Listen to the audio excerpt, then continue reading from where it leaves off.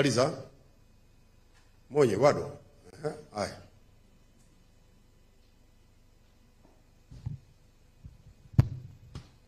Msemaji, naitwa Juma Isihaka, mwandishi wa gazeti la Mwananchi. Juma, ndio.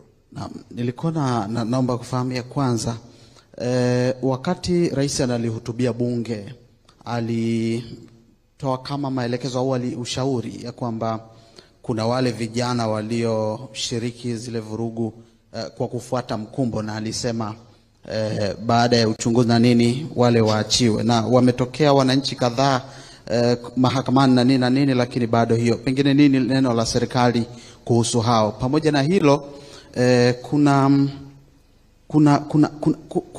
kumejitokeza videos lakini na wananchi wanaolalamikia hawajawaona ndugu zao, kwa maana mili ya hao au ndugu zao waliotoweka tangu hiyo siku ya vurugu.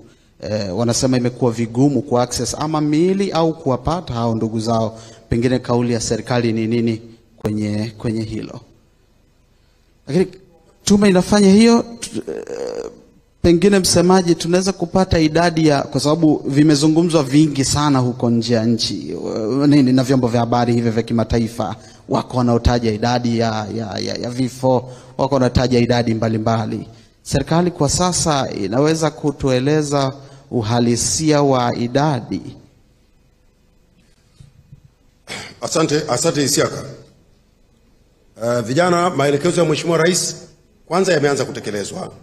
Wako ambao, na Mheshimiwa, ningependa kuweka vizuri, Mheshimiwa Rais alielekeza wale vijana ambao DPP ataona walienda kwenye vurugu zile kwa kufuata mkumbo waachiwe, na hii kazi inaendelea kwa sababu wao watu walikuwa wengi.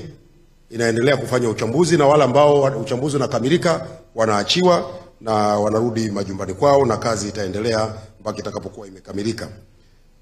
Wananchi wanatafuta ndugu zao.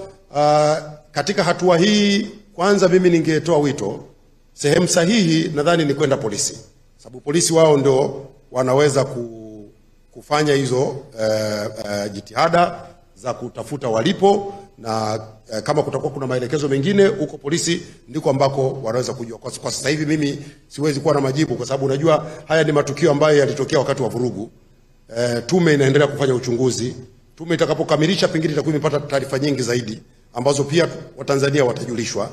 Ila katika hatua hii ni vizuri tukaendelea kwenye utaratibu wetu wa kawaida. Pale unapokuta jamaa yako hapatikani, basi unakwenda polisi. Mambo mengine tutaambiwa tume itakapokuwa imekamilisha kazi yake. Kuhusu idadi, hali kadhalika ni ngumu sasa hivi kusema ni idadi kiasi gani, kwa sababu tathmini inaendelea.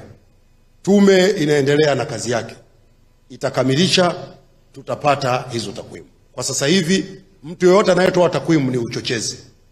Takwimu zinatakiwa zitoke kwenye vyanzo rasmi ambavyo vimezalisha takwimu hizo baada ya kufanya tathmini. Leo nikikuuliza hapa, Juma, nani kahesabu walioumia, waliofariki dunia? Nani kahesabu?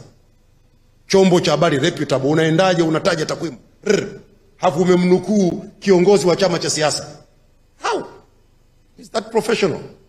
Umemnukuu mwanaharakati ana machinery ya kuhesabu watu,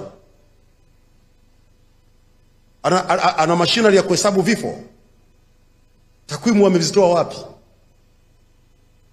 Kwa hiyo mimi nafikiri tuwe na subira, lakini pia nataka kuendelea kusisitiza yaliyotokea hayakuwa mambo mazuri. Kila mmoja ana majonzi, kila mmoja ana masikitiko makubwa, kila mmoja ameumia.